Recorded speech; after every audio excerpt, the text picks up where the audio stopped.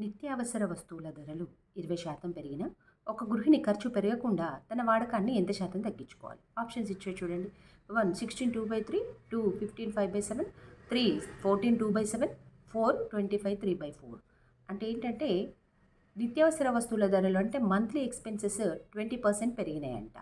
అప్పుడు తన సంపాదన పెరగదు కదా, ఆదాయం పెరగదు కదా. కాబట్టి అందులో సర్దుకోవాలంటే అంటే 20% పెరిగిన ధరలు ఆదాయంతో సమానంగా సర్దుకోవాలంటే వాళ్ళు ఖర్చులు ఎంత తగ్గించుకోవాలి, ఎంత శాతం తగ్గించుకోవాలి అని అడుగుతున్నారన్నమాట. హాయ్ అండి, welcome to Suma school.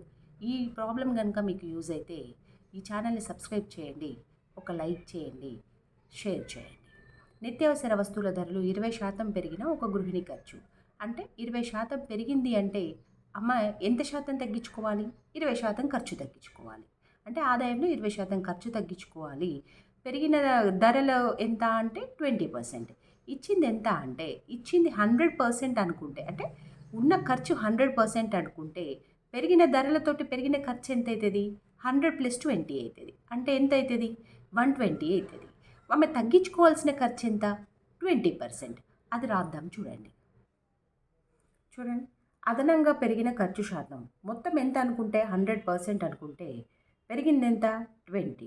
So 100 + 20, 20%. So 100 + 20%.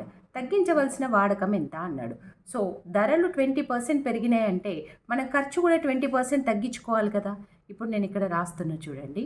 ఎంత తగ్గించుకోవాలి మనం? 20% తగ్గించుకోవాలి బై, అంటే తగ్గించవలసిన వాడకం ఇప్పుడు 20% తగ్గించుకోవాలి బై మనకు పెరిగింది ఎంత? 100 + 20 అంటే 120 ఇంటూ 100. అంతే కదా, తగ్గించవలసిన శాతమే కదా వాడు అడిగింది. కాబట్టి ఇది ఇప్పుడు దీన్ని మనం సింప్లిఫై చేసుకోవాలి. సింప్లిఫై చేసి చూడండి. ఇది రాయడం ఇంపార్టెంట్. ఇది రాస్తే మీకు ప్రాబ్లం ఈజీగా వచ్చేస్తుంది. దీన్ని సింప్లిఫై చేస్తే ఆన్సర్ వచ్చేస్తుంది. సో మనకి సింప్లిఫై చేయండి. 0 0, 2 5 2 6. అవునా? ఇప్పుడు చూడండి, 2 3 2 10. సో ఎంత? 50/3. 3 తోటి చేయండి.